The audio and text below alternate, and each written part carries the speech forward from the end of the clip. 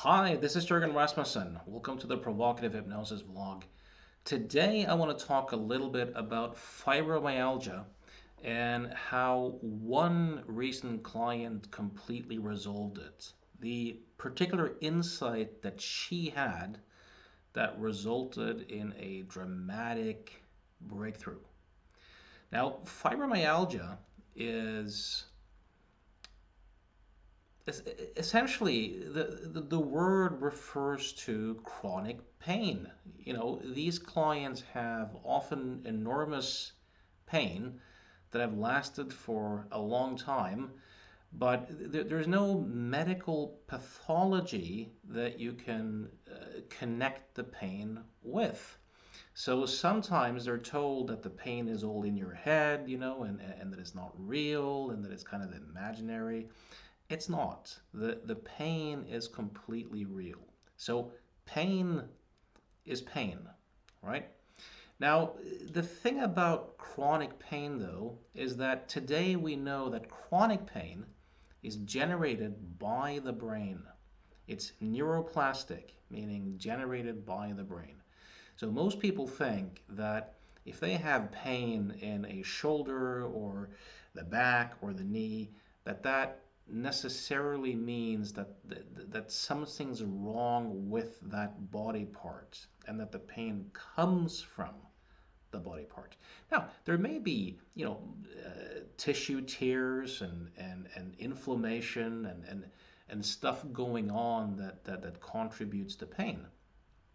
But what I want you to know is that a completely healthy body can have tremendous pain. People can have tremendous pain that's completely real, even if nothing is wrong at all.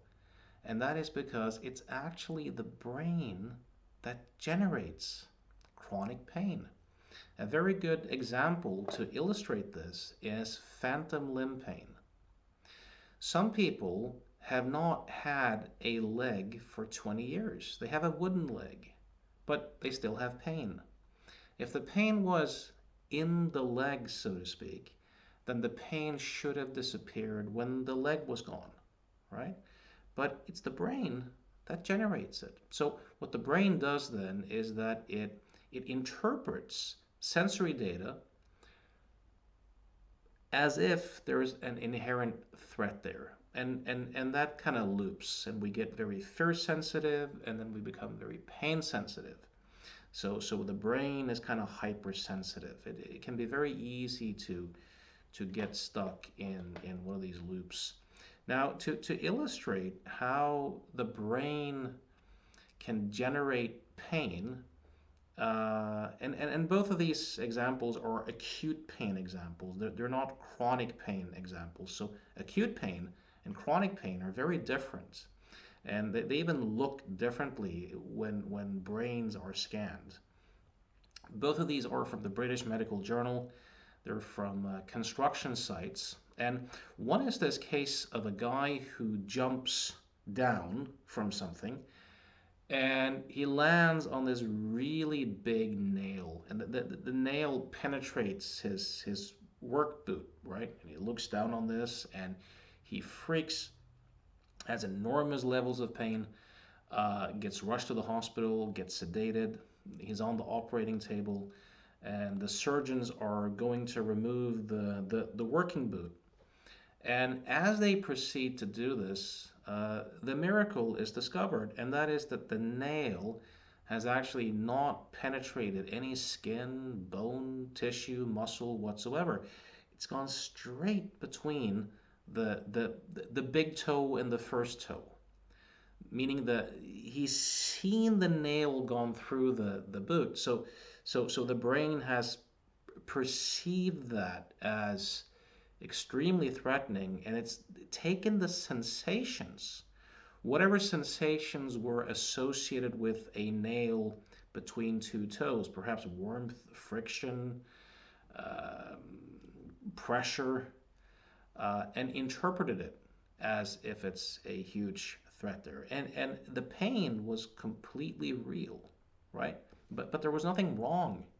There was no damage to the body whatsoever, but the pain was as intense as if it were. There's been experiments done with hypnosis, with hypnotically suggested pain, where you can see in the fMRI scanner that the exact same areas of the brain that lights up when someone is severely injured lights up with hypnotically suggested pain as well. So pain is pain.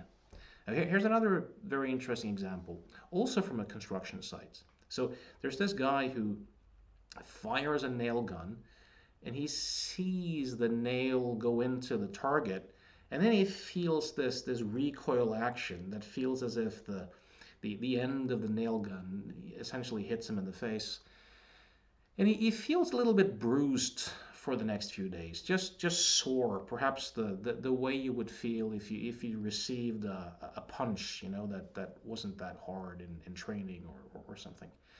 And as fate would have it, about a week later, he was at his dentist, and the dentist took pictures of his jaw. And long story short, they discovered that there was actually a nail in his head, in his brain, so to speak. And this nail was close to doing serious damage, and he got an operation and got it out. But this guy had just some bruising because he saw a nail go into the target and he interpreted it as relatively benign, even though he was actually in acute danger. So, with this particular fibromyalgia client who had been diagnosed, been in therapy for years, done all sorts of physical remedies to no avail, I had a long conversation with her about pain perception, how the brain generates it, the association between how we think and perceive and how our body responds. So I guided her through various experiments to kind of realize that. And I helped her to realize that very often with chronic pain, if the brain just limits blood flow to a particular area of the body and we suffer with mild oxygen deprivation, that's enough to generate pain.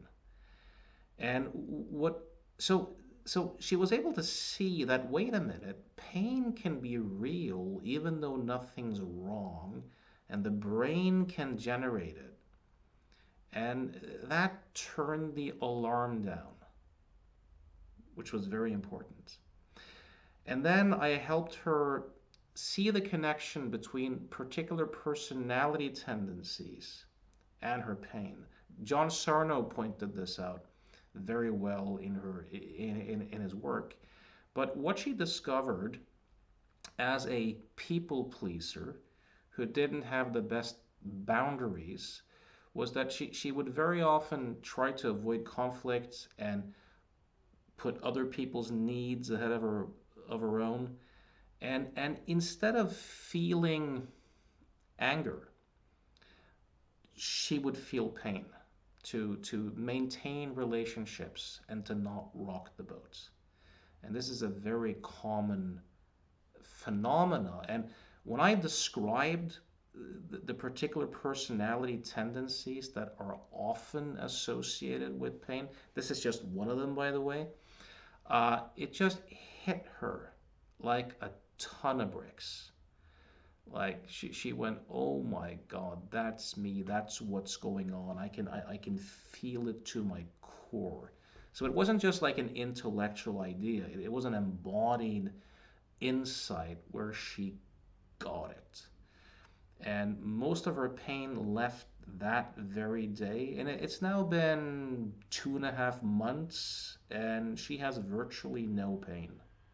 Like none of what was labeled fibromyalgia is even there anymore. She had to do a little bit of work on boundaries and expectations and such stuff like that, but not much. It was a pretty dramatic shift. Now, am I saying that this is the case with everyone who has that diagnosis in terms of those particular personality tendencies? No. Am I saying that just seeing that link will get most people to resolve their pain that quickly? No, I'm not necessarily saying that either. So some people take a lot of time, some people need a lot of work.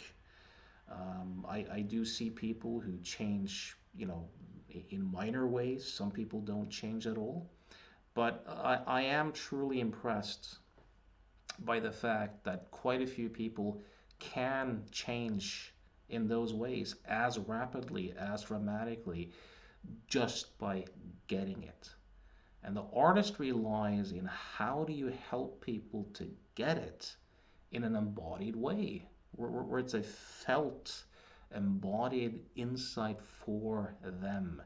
That's where change artistry comes in. So know that if you struggle with fibromyalgia or chronic pain, there is help. It is possible to change these things in the vast majority of cases. Even if you've tried physiotherapy and diet and drugs and all these things, the brain generates it. It really there's a lot to be gained by being willing to look at the psychological and the social factors around this. So if that resonates with you, if you know someone who has these issues, please share the video with them. I've spent the last 25 years seeing clients. I see people from all over the world.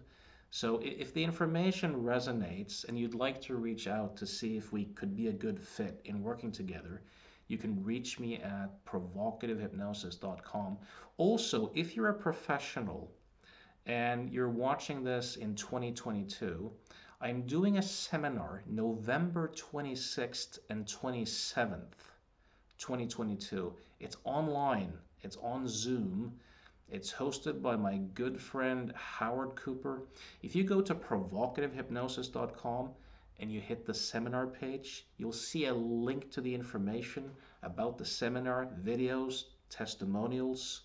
If you would like a good battle-tested framework for how to work with people who have chronic pain and psychosomatic issues, I highly recommend you check that out, and I really hope to see you there. So if you have any comments or questions, feel free to write them where you find the video. And until next time, thanks for listening.